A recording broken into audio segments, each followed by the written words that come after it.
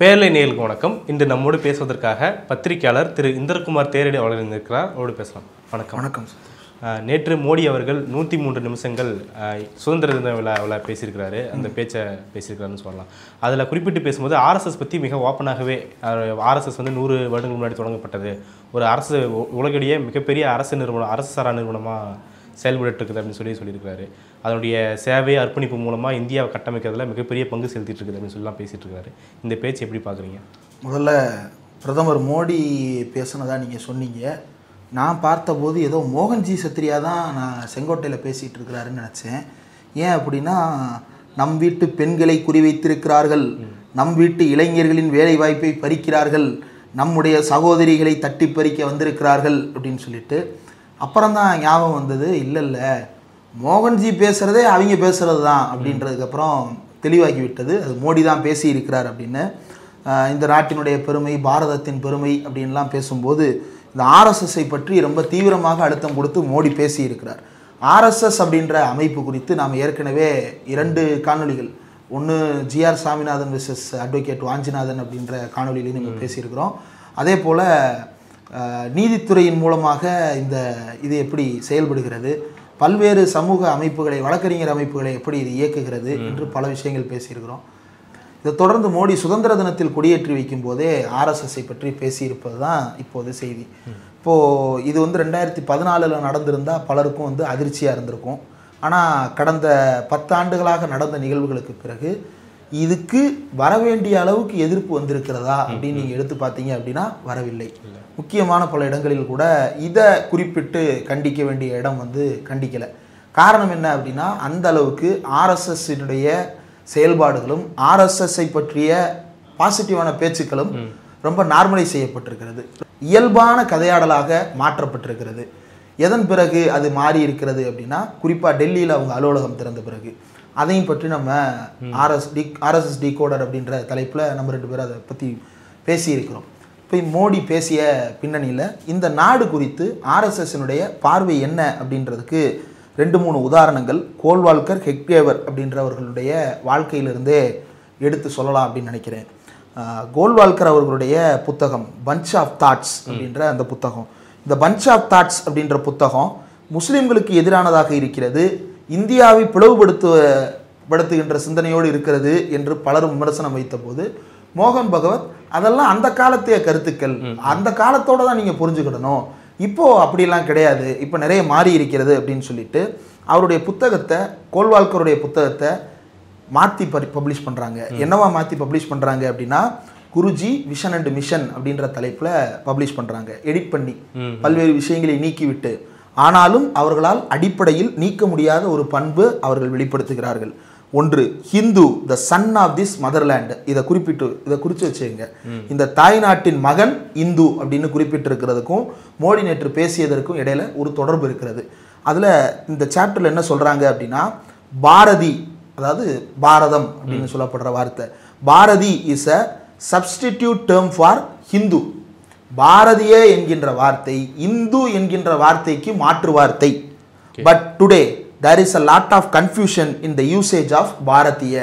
இன்றைக்கு பாரதிய என்கின்ற வார்த்தையை பயன்படுத்துவதில் நிறைய குழப்பம் இருக்கிறது. The word is now being used as a substitute of the word Indian. Indian என்பதற்கு மாற்றாகவே இன்றைக்கு அந்த வார்த்தையை பயன்படுத்த தொடங்கிவிட்டார்கள், which results in the inclusion of other groups like Muslims, Christians and Parsis etc. in this terminology. இதன் காரணமாக முஸ்லிம்களும் கிறிஸ்தவர்களும் பார்சிகளும் இந்த வார்த்தைக்குள் தங்களை உள்ளடக்கி கொள்ள தொடங்கிவிட்டார்கள். therefore this word Bharatiya tends to confuse us. இந்த பாரதிய என்கின்ற வார்த்தை நம்மை குழப்புகிறது. when we want to speak only about this specific society, இந்த சமுதாயத்தின் குறிப்பிட்ட பிரிவை பற்றி நாம் பேசும் பொழுது இந்த பாரதிய என்கின்ற வார்த்தை நம்மை குழப்பத்தில் ஆழ்த்தி விடுகிறது. only Hindus can express this feeling and meaning that we want to convey truly and in full. இந்த உணர்வை இந்துக்களால் மட்டும்தான் வெளிப்படுத்த முடியும், அந்த இந்துக்களால் மட்டும்தான் இதனுடைய முழுமையான அர்த்தத்தை விளங்கிக் கொள்ள முடியும்.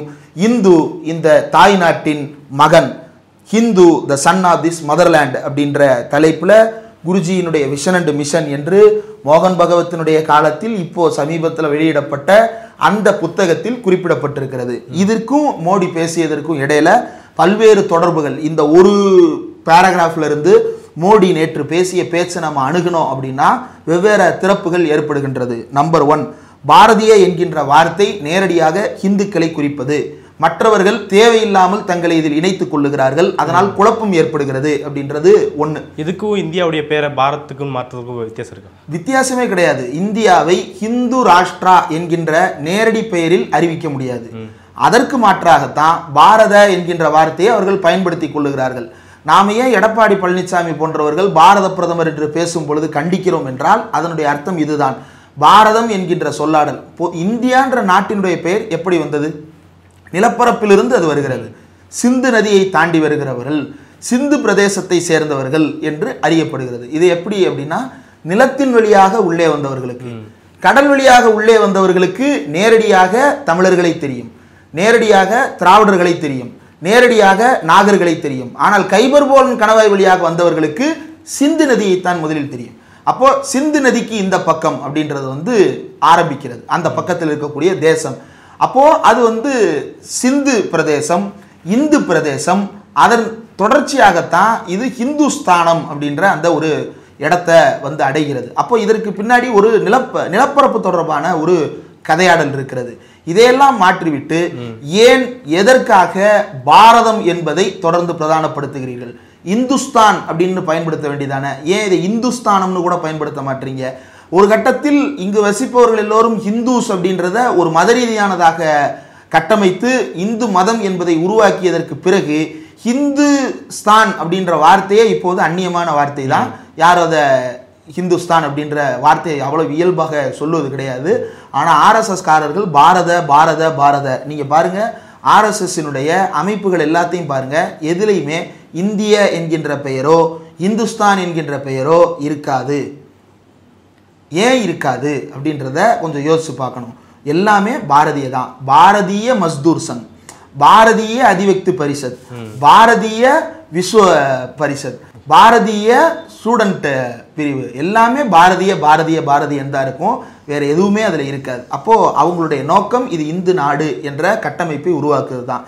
நேற்றைக்கு பிரதமர் மோடி பேசும் பொழுது ஒரு விஷயத்தை குறிப்பிடுகிறார். என்ன அப்படின்னா, I wish to warn the country about a concern that is emerging as a crisis.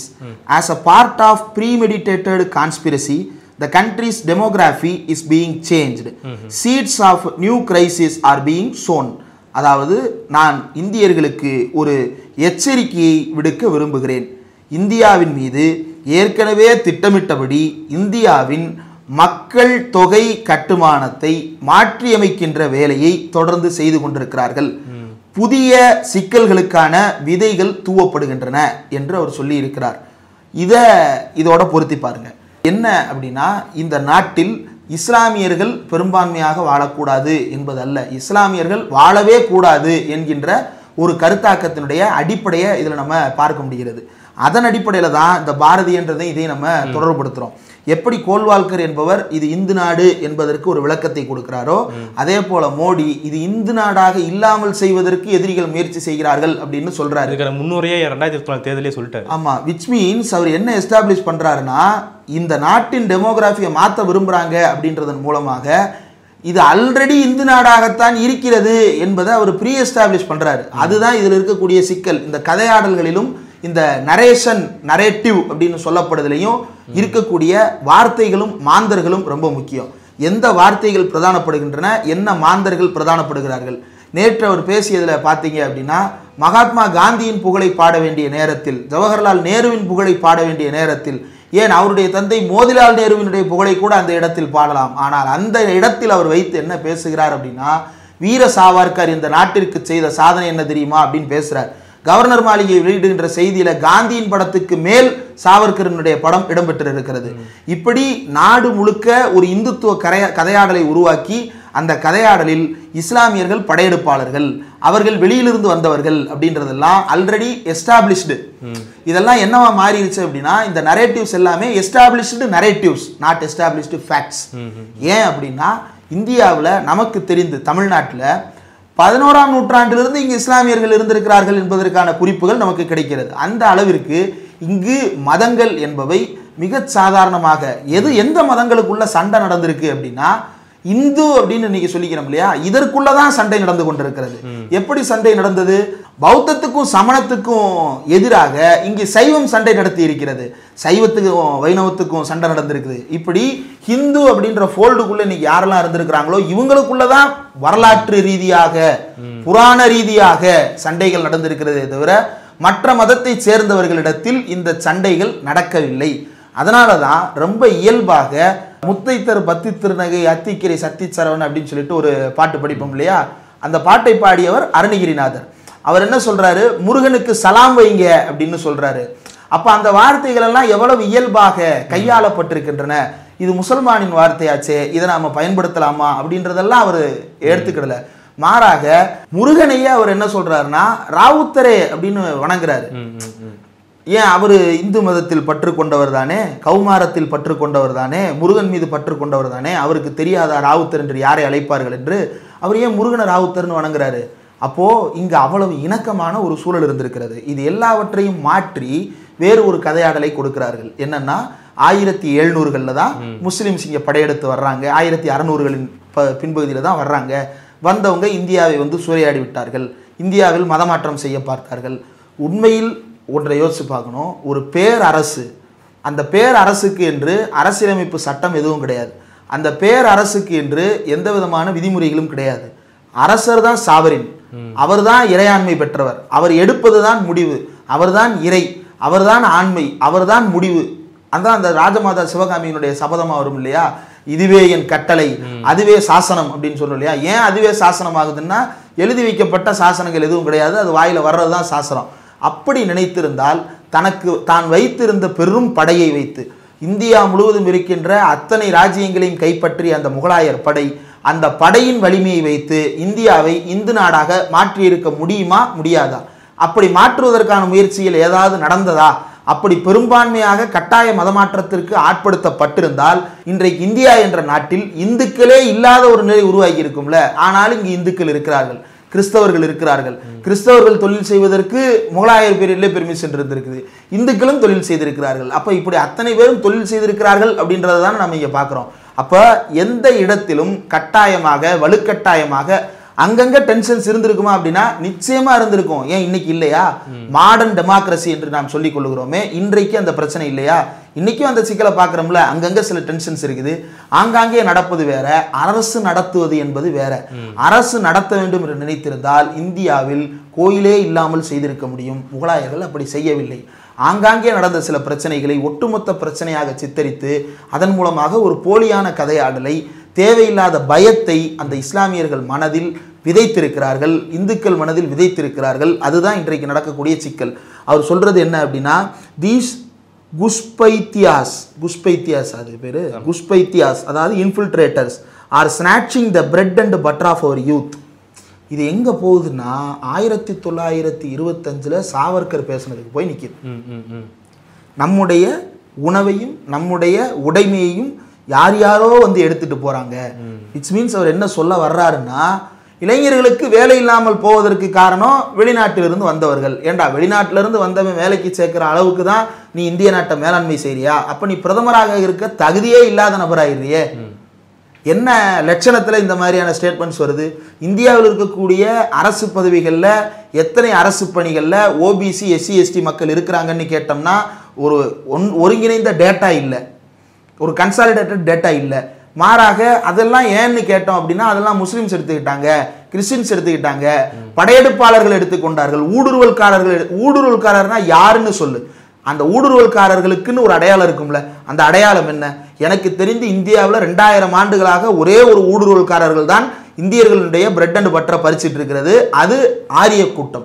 இந்த ஆரிய கூட்டம் தான் இன்றைக்கும் நம்முடைய வேலை வாய்ப்பு, நம்முடைய உணவு, நம்முடைய உடை, நம்முடைய உடைமை, நம்முடைய நிலம், நம்முடைய இயற்கை அனைத்தையும் சுரண்டி கொடுத்து கொண்டிருக்கிறது. 2000 ஆண்டுகளாக இந்த சுரண்டலுக்கு எதிராக நாம் போராடி கொண்டிருக்கும் பொழுது இதை என்ன ஈஸியாக திசை திருப்புறாங்கன்னா, வெளிநாட்டிலிருந்து வந்து விட்டார்கள். எத்தனை பேர் வந்தாங்க? 140 கோடி பேர் இருக்கக்கூடிய ஒரு நாட்டில் இந்த 140 கோடி பேரில் இருக்கக்கூடியவர்களுடைய வேலை வாய்ப்பை பறிக்கணும் அப்படின்னா 200 கோடி பேர் உள்ள வந்திருக்கிறானா? அப்ப இந்த நாடு ஒரு நாடா இருக்குமா? நான் நிக்கிறதுக்கு இடம் இருக்குமா? அந்த நாட்டில் என்ன இளவெடுத்த வாதம் இது? குடியரசு சுதந்திர தின மேடையில் பேசக்கூடிய பேச்சா இது? இந்த பேச்சை பிரதமர் மோடி பேசி இருக்கிறார். அடுத்து, தீஸ் குஷ்பைத்தியாஸ் are targeting our country's daughters and sisters, நம்முடைய நாட்டின் பெண் குழந்தைகளையும் நம்முடைய சகோதரிகளையும் மகள்களையும் சகோதரிகளையும் குறிவைத்து இயங்குகிறார்கள். அப்படின்னா என்ன சொல்ல வர்ற? இது சங்கியில வாண்டடா வந்து லவ் ஜிகாதிகள் தான் குறிப்பிட்டு பேசுறாரு. அப்ப என்ன அர்த்தம்? நீ அங்க இதை பேசுவ, வெளியே வந்து அதுக்கு இஸ்லாமிய முத்திரை குத்தி இங்கே இவன் பேசுவான், கேட்டா நான் முஸ்லீம்ன்ற வார்த்தையவே பயன்படுத்தலையேப்பான்னு நீ தப்பிச்சு போவ. இந்த கேவலமான பொய்களை நம்புவதற்கு இந்தியா இன்றைக்கும் தயாராக இல்லை. அடுத்து இதுக்கு தான் என்ன சொல்றாரு அப்படின்னா, தீஸ் குஷ்பைத்தியாஸ் are befooling innocent tribals and capturing their forest land, பழங்குடியின மக்களை ஏமாற்றி அவர்களுடைய காடுகளை பறித்து கொள்ளுகிறார்கள். This country will not tolerate this. எந்த காட்டுக்குள்ள யார் வந்து உட்கார்ந்துருக்கிறா? மணிப்பூரை குறிப்பிட்டு பேசுறாரா? மணிப்பூர்ல வந்து உட்கார்ந்து இருக்கிறது யாரு? அங்க இருக்கக்கூடிய வேறு சாதியை சேர்ந்தவர்கள் தான் தன்னை ட்ரைபல்னு கிளைம் பண்ணிக்கிட்டு அந்த மக்களுடைய இடத்தை பிடிங்கி வச்சிருக்கிறது. நீ யாரை சொல்ற? மேட்டியை தான் சொல்றியா? அப்ப புரியலையே, லாஜிக்கே புரியலையே. From the ramparts of this Red Fort, இந்த செங்கோட்டையின் வளாகத்திலிருந்து I want to say that, நான் ஒன்றை சொல்லிக் கொள்ளுகிறேன். we have decided to start a high powered demographic mission, மிக தீவிரப்படுத்தப்பட்ட மக்கள் தொகை திட்டத்தை நாங்கள் உருவாக்க போகிறோம். அதுதான் ஏற்கனவே SIR. இதை தான் நாம சொல்லுகிறோம். இந்தியர்களுடைய குடியுரிமை தீர்மானிக்கிறேன் என்கின்ற பெயரில் அவன் விரும்பாத நபர்களின் பெயர்களை எல்லாம் ஒன்றும் இல்லை. அந்த பீகார் SIRல யார் யாரை சேர்க்கணும் யார் யாரை நீக்கணும்னு முடிவு பண்றேன்னு சொல்ற. அப்புறம் எதுக்கு நாட் ரெக்கமெண்டட் பை எலக்டோரல் ஆஃபீஸர்னு போட்டிருக்கிற? அவர் நினைச்சா இதை ரெக்கமெண்ட் பண்ணாம விட்டுறலாம், போதும், அவரை நீக்கிடலாம். அப்போ இப்படித்தான் இந்த RSSும் பிஜேபியும் வேலை பார்த்து கொண்டிருக்கிறது. இந்த டெமோகிராஃபிக் மிஷன் என்று இவர் சொல்லுவதற்கு பின்னால் இருக்கக்கூடிய கதை என்பது இந்தியா இஸ்லாமியர் இல்லாத நாடாக மாற்றப்பட வேண்டும் என்பதுதான். இந்த பயத்தை தான் நம்ம தொடர்ந்து சொல்லிக்கொண்டே இருக்கிறோம். இதுல இன்னைக்கு RSS கிடைக்கக்கூடிய சலுகைகள் எடுத்து பாருங்க. மோகன் பகவத் 2018ல் ஒரு கூட்டம் நடத்துறாரு, உயர்கல்வி தொடர்பான ஒரு கூட்டம். அந்த கூட்டம் டெல்லியில் நடக்கிறது. டெல்லியில எங்க நடக்குது அப்படின்னா விக்ஞான் பவன் அப்படின்ற இடத்துல நடக்குது. இந்த விக்ஞான் பவன் ஒன்றிய அரசுக்கு சொந்தமான இடம். ஒன்றிய அரசுக்கு சொந்தமான இடத்தில் RSS காரர்கள் கூட்டம் நடத்துவதற்கு எப்படி அனுமதி கிடைக்கிறது? அது அரசு கூட்டங்கள் மட்டுமே நடத்தப்படுகின்ற கட்டடம். அந்த கட்டடத்தில் RSS மோகன் பகவத் கூட்டம் நடத்துவதற்கு, சமீபத்தில் கூட இன்னொரு கூட்டம் அங்கு நடத்துவதற்கு 3 நாள் கூட்டம், RSS தி சங் யாத்ரா அப்படின்ற பேர்ல அடுத்து ஒரு கூட்டத்தை நடத்துவதற்கு தயாராகி விட்டார்கள். எங்க நடக்க போகுது? விஞ்ஞான் பவன்ல நடக்க போகுது. அப்போ இவங்க சொல்ல வர்ற செய்தி என்ன அப்படின்னா, இந்த RSS என்பது வேறு அல்ல, இந்தியா தான் RSS தான் இந்தியா என்கின்ற ஒரு புதிய இந்தியாவை, இந்துத்துவ இந்தியாவை உருவாக்குவதுதான் இவர்களுடைய சதி திட்டம். அதனுடைய ஒரு பகுதி தான் டெல்லியில் இவர்கள் தலைமை அலுவலகத்தை திறந்தது. அந்த தலைமை அலுவலகத்தை சுற்றி இருக்கக்கூடிய அத்தனை மக்களும் சொல்லக்கூடியது, இதுதான் மோடி வீடு, இதுதான் மோடி ஆபீஸ், இங்கே தான் டெல்லியினுடைய முதல்வரை தேர்ந்தெடுப்பாங்க, இங்கே தான் பிரதமரை தேர்ந்தெடுப்பாங்க. இதை கேரவன் ரிப்போர்ட் பண்ணியிருக்கு. நாம் இதை ஏற்கனவே அந்த கோயில் விவகாரத்தை பற்றி பேசும்பொழுது ரொம்ப விரிவாக பேசியிருக்கோம். அப்போ இவ்வளவு கொடூரங்களை அரங்கேற்றி கொண்டிருக்கிறது. இன்னொரு பக்கம் இதையெல்லாம் ஆராய்ச்சி யார் கேள்வி கேட்பா? அறிஞர்கள் கேள்வி கேட்பாங்க, அறிவாளிகள் கேள்வி கேட்பாங்க. இந்தியாவில் அப்படிப்பட்ட அறிவாளி சமூகம் ஒன்றே இல்லாத நிலையை உருவாக்குவதற்கு பிஜேபி தொடர்ந்து முயற்சித்து கொண்டிருக்கிறது. அதனுடைய ஒரு பகுதி தான் பெரிய பெரிய பல்கலைக்கழகங்களில் கோமி ஆராய்ச்சி செய்ய வைப்பது, மாட்டு சாணியை ஆராய்ச்சி செய்ய வைப்பது, இதை பிரதானப்படுத்துவது. எவனோ ஒருத்தன் கோமியத்தை என்னமோ பண்ணிட்டு போட்டோம், யார் என்ன கேட்டா எல்லாத்தையும் ஆய்வு செய்ய வேண்டியது தான். ஆனால் எதை ப்ரையாரிட்டைஸ் பண்ணுறோன்றது தானே. அப்படி ப்ரையாரிட்டைஸ் பண்ணும் பொழுது இவர்களுடைய ப்ரையாரிட்டி எல்லாமே சாணியிலையும் மூத்திரத்திலும் தான் இருக்கிறதே தவிர அறிவில் இருக்கிறதா என்றால் இல்லை. பொய்களை பரப்புவது, திட்டமிட்ட கலவரங்களை உண்டாக்குவது, இவ்வளவையும் இவர்கள் செய்து கொண்டிருக்கிறார்கள். இந்த விஷயத்திலிருந்து தான் நாம் இதை, இவங்களுடைய பேசிக்கே என்னவா இருக்கு அப்படின்னா ஒரு ஆன்டி இன்டெலெக்சுவலிசமாகவும் இண்டிக் திங்கிங், இண்டிக் திங்கிங் எல்லாமே வந்து இண்டிக் திங்கிங்காக இருக்கணுமா, இந்திய சிந்தனை முறையாக இருக்கணுமா. அந்த சிந்தனை முறை என்ன அப்படின்னு இவர்களை சேர்ந்த ஒரு ஆளே, அதாவது RSSஐ சேர்ந்த ஒரு ஆளே, அவங்க பேரு சீமா சிங், டெல்லி யூனிவர்சிட்டியில் இருக்கக்கூடிய assistant professor of law, modern law, modern லாவா மனு லாவான்னு தெரியல. அவங்க சொல்றாங்க, the true Vedic standards and the spiritual thinking was not only ignored but also misinterpreted for elimination. அதை புறக்கணித்து விட்டார்கள். இந்த spiritual domain men and women have an equal position. இதுல ஆன்மீக நிலையில் ஆணும் பெண்ணும் சமமானவர்கள். ஆன்மீக நிலையில சமமானவராக இருக்கட்டும், இன்னைக்கு சமகாலத்தில் என்னவா இருக்கிறோம் அதுக்கு சொல்றாங்க, men should never try to control the woman by force. ஆஹா, நல்லா இருக்கே. ஆண் தன்னுடைய வலிமையை கொண்டு பெண்ணை ஒடுக்குமுறை செய்யக்கூடாது. சரி, nor should the woman try to eliminate the position of the men. நீ ஆணின் இடத்தை கேள்வி கேட்காதே, ஆண் இவர்களை தொந்தரவு செய்யாதே. இப்படின்னா என்ன அர்த்தம்? இதுக்கு பேர் தான் வெதிக் ஸ்டாண்டர்ட்னா, அப்படிப்பட்ட வேத கால முறைமையின் கீழ் வாழுவதற்கு இந்தியர்களாகிய நாம் தயாரானவர்கள் இல்லை. இதுல அவர் பேசுறாரு, it also creates a crisis for our unity, integrity and progress. It shows the seeds of social tension. No nation in the world can hand over itself to Gushpaityas. Then how can we hand over Bharat to them? How can we hand over Bharat to them? Not India. India already அவங்கள்ட்ட தான் இருக்கு. இவர் யாரை ஊடுருவல்காரர்கள் என்று சொல்லுகிறாரோ, இவர் யார் வாழக்கூடாது என்று சொல்லுகிறாரோ, இவர் யார் முன்னேற்றத்திற்கு தடையானவர்கள் என்று சொல்லுகிறாரோ அவர்கள் தான் இந்தியா. ஏன்னா அவன் தான் உண்மையான முன்னேற்றத்தை பேசுறான், அவன் தான் உண்மையான இணக்கத்தை பேசுகிறான். யார் பேசுறா? இந்தியாவில் இருக்கக்கூடிய பல்வேறு மதங்களை சேர்ந்தவர்களும் ஒன்றுபட்டு வாழ வேண்டும் என்று பேசுகிறோம். ஆனா ஒன்றுபடக்கூடாது என்று பேசுகின்ற ஒரே குஷ்பைத்தியா யாரு அப்படின்னா இவர் தான். மோடி தான் இந்தியாவிற்கு கிடைத்த மிகப்பெரிய குஷ்பைத்தியாவே தவிர இந்தியாவில் இருக்கக்கூடிய பிறர் கிடையாது. இந்தியாவின் மிகப்பெரிய குஷ்பைத்தியா இந்த மோடி தான். இந்த மோடி என்கின்ற குஷ்பைத்தியாவை நாடாளுமன்றத்திற்குள் விட்டதற்கு இந்தியாவில் இருக்கக்கூடிய அத்தனை பேரையும் குஷ்பைத்தியாவாக மாற்றிக் கொண்டிருக்கிறார்கள். இவர் இதை யாரை குறிப்பிடுறாரு அப்படின்னா, ஒரு பக்கம் இஸ்லாமியர்கள், இன்னொரு பக்கம் தேர்தல் ஆணையத்தின் முறைகேடுகளை கண்டுபிடித்து வெளியில் சொல்லுபவர்கள், இன்னொரு பக்கம் இவர் கான்ஸ்டிடியூன்சியில் ஒரு ஓட்டர் இருக்கிறாரு. எந்த கான்ஸ்டிடியூன்சியில்? வாரணாசியில் ஒரு ஓட்டு போடுறவர் இருக்கிறாரு. அவர் ரொம்ப பிரமாதமான வாக்காளர்.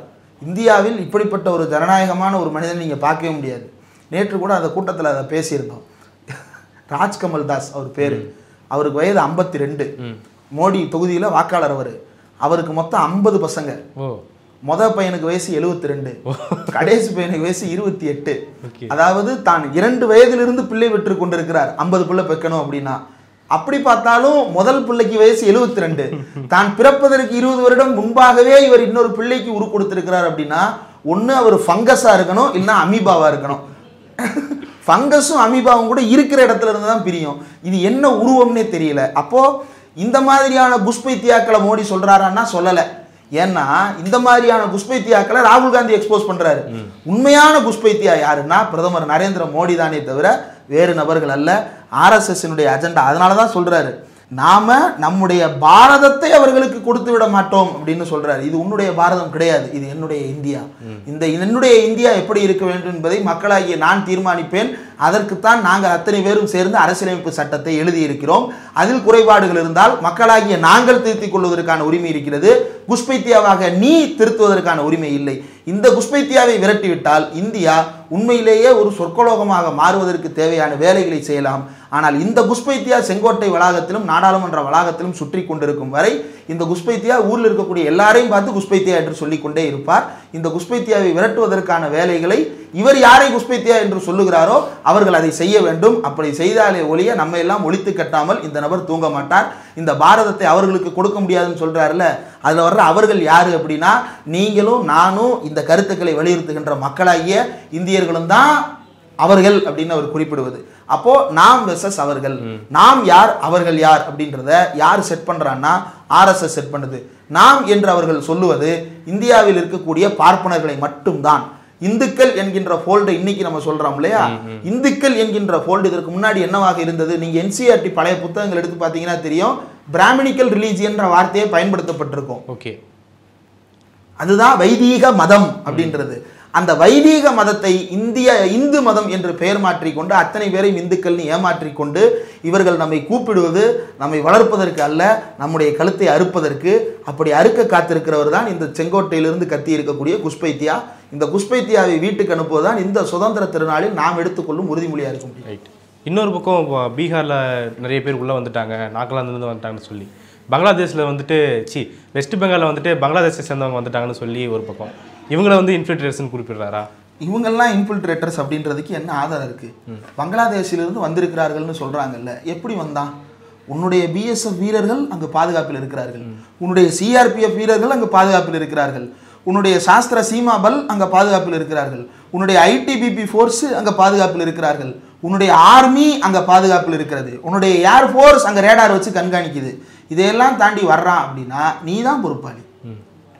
எத்தனை பேர் வந்திருக்கிறாங்க? அது எப்படி உள்ளே வர முடிஞ்சது? உன்னை மீறி யார் உள்ளே வந்தா? நீ என்ன சொல்கிற? வலிமையான எல்லைகளாக மாற்றிவிட்டேன், இதற்கு முன்பு இருந்ததை நான் வலிமையாக எல்லைகளாக மாற்றிவிட்டேன்னு சொன்னார்ல, அப்புறம் எப்படி வந்தான்?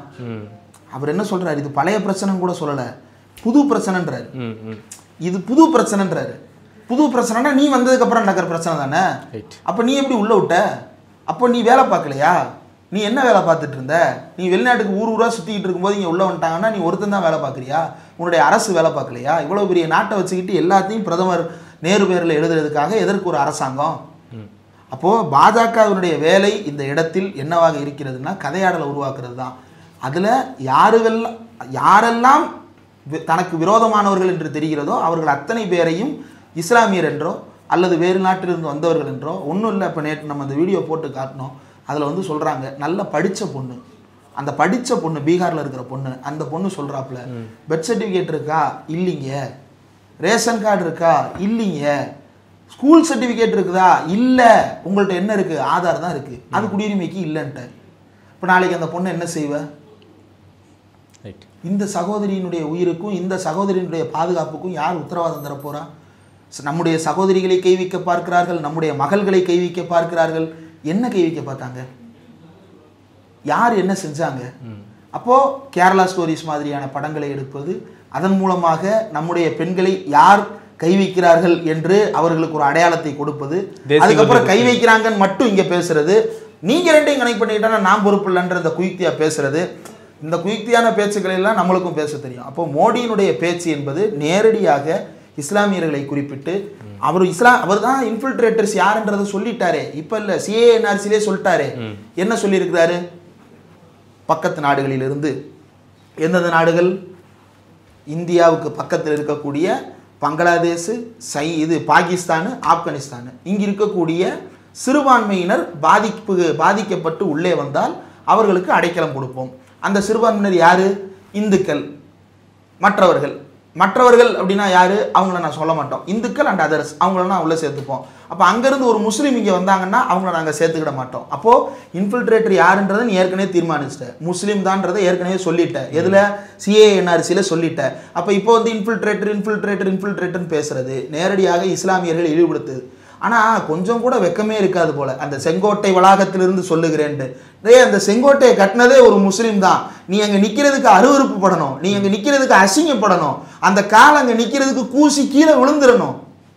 எந்த அருவருப்புமே இல்லாமல் செங்கோட்டையில் நின்று கொண்டு பேசுகிறேன் அப்படின்னா என்ன அர்த்தம்னா, யார் இதை செய்வாங்கன்னா, எதிரி நாடு ஒன்றை வேறு நாட்டை சேர்ந்தவர் கைப்பற்றி விட்டார்னு வச்சுப்போம். இப்போ ஒரு உதாரணத்திற்கு, ஒரு பாண்டிய மன்னரை வெட்டிவிட்டு ஒரு சோழ மன்னர் அந்த கோட்டையை கைப்பற்றுகிறார் அப்படின்னா, உன்னுடைய இடத்திலிருந்தே சவால் விடுகிறேன், உன்னை ஒழித்து விட்டேன், இனி உன்னால் வரவே முடியாதுன்றதெல்லாம் யார் சொல்லுவா? படையெடுப்பாளர் சொல்லுவார். பாண்டிய நாட்டுக்கு சோழ மன்னர் படையெடுப்பாளர். இப்போ இங்கிருந்து இந்தோனேசியாவுக்கு போறார் ஒரு மன்னர், சோழ மன்னர் போகிறார். போனவர் அங்கே இருக்கக்கூடிய மன்னரை வீழ்த்தி விட்டு அங்கே கொடியேற்றிட்டு என்ன சொல்லுவார்? நான் இங்கிருந்து சவால் விடுகிறேன், இது என்னுடைய நாடு அப்படின்னு அவர் சொல்லுவார். நீ ஒரு முஸ்லீம் கட்டின கோட்டையில் ஏறி நின்றுக்கிட்டு இங்கிருந்து நான் சவால் விடுகிறேன்னு நீ பேச ஆரம்பிக்கிற அப்படின்னா நீ தான் படையெடுப்பாளர், நீ தான் குஸ்பைத்தியா. அந்த கோட்டையை கட்டினதே ஒரு முஸ்லீம். தயவு செய்து மோடி அவர்களுக்கு யாராவது ஒருத்தர் சொல்லுங்க, அது செங்கோட்டை காவிக்கோட்டை அல்ல. அந்த செங்கோட்டை பலவற்றையும் தாண்டி நின்று இருக்கிறது. அந்த செங்கோட்டை கடந்த காலத்தில் என்னவாக இருந்தது என்று தெரியாது. ஆனால் நவீன செங்கோட்டை என்பது இந்தியாவை ஆளுகின்ற ஒரு தலைமையிடமாக மட்டுமல்ல, அது ஒரு ஜனநாயகமான இடமாக இருக்க வேண்டும் என்பதுதான் நம்முடைய விருப்பம். இங்கு ஜனநாயகம் இல்லை என்பதுதான் அவர் அறிவித்திருப்பது. அந்த அறிவிப்பை புறக்கணித்து இந்தியர்கள் அவருக்கு பாடம் கற்பிப்பதுதான் இந்த சுதந்திர தினத்திற்கு நமக்கான உறுதிமொழி. ரைட், நிறைய விஷயங்களை பகிர்ந்துட்டீங்க, மிக்க நன்றி.